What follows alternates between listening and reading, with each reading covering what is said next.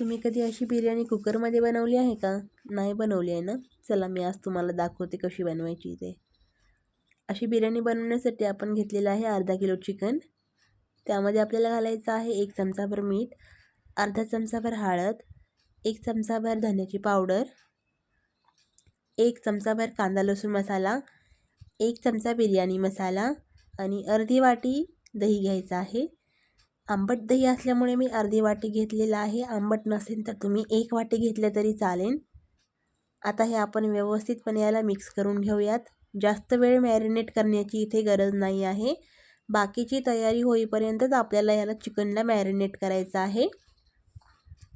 आता हे मॅरिनेट झालेलं चिकन आपण साईडला ठेवणार आहोत. तर त्या अगोदर मी तुम्हाला सांगते की इथे अर्धा किलो चिकन, अर्धा किलो राईस असं प्रमाण आहे, जेणेकरून ही बिर्याणी 1 किलोची बनणार आहे. आता हे मॅरिनेट केलेलं चिकन मी साईडला ठेवते. मिक्सरचं एक भांडं घ्यायचं आहे. त्याच्यामध्ये अर्धी वाटी आपल्याला खोबऱ्याचे काप घ्यायचे आहेत. एक मोठा चिरलेला कांदा घ्यायचा, अर्धा इंच आल्याचा तुकडा घ्यायचा आणि भरपूर सारा असा लसूण घ्यायचा. मिक्सरला पाण्याचा वापर न करता हे वाटून घ्यायचं आहे. आता एक मोठं कुकर घेऊयात. त्याच्यामध्ये आपण 3 चमचेभर मोठे तेल घेणार आहोत आणि खडे मसाले वापरणार आहोत. दालचिनी, लवंग, तमालपत्र वगैरे, शहाजिरे. आता हे मिक्सरमध्ये वाटून घेतलेलं जे वाटण आहे ते आपण कुकरमध्ये घालूयात. एक साधारण 2 मिनिटे परतून घेऊयात. आणि ह्याला सांगते मी, आपल्याला तांदूळ भिजत घालायची अजिबात गरज नाही आहे. तरी देखील सुटसुटीत आपली ही बिर्याणी बनणार आहे.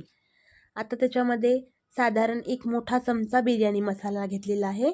आपल्या आवडीनुसार कमी जास्त घेऊ शकता. त्यानंतर मी थोडीशी मिरची पावडर घातलेली आहे आणि हे मॅरिनेट केलेलं चिकन आपण ह्या कुकरमध्ये घेऊयात आणि 1-2 मिनिटं असं थोडंसं परतून घेऊयात.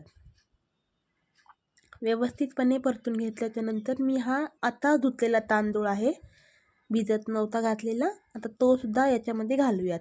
अर्धा किलो चिकन, अर्धा किलोच बासमती राईस इथे घेतलेला आहे आणि अर्धा प्रमाणामध्येच पाणी देखील, अर्धाच लिटर पाणी आणि वरती साधारण अर्धा ग्लास पाणी घ्यायचं. अर्धा लिटर पाणी, अर्धा लिटर, अर्धा ग्लास.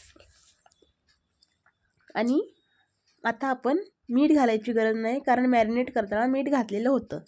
आता 2 शिट्ट्या करून घेऊयात आणि 2 शिट्ट्या झाल्याबरोबरच आपली बिर्याणी थोडीशी थंड झाली की हे बघा मी तुम्हाला उघडून दाखवते. अगदी दाणेदार अशी सुटसुटीत अशी कुकरमधली बिर्याणी तयार.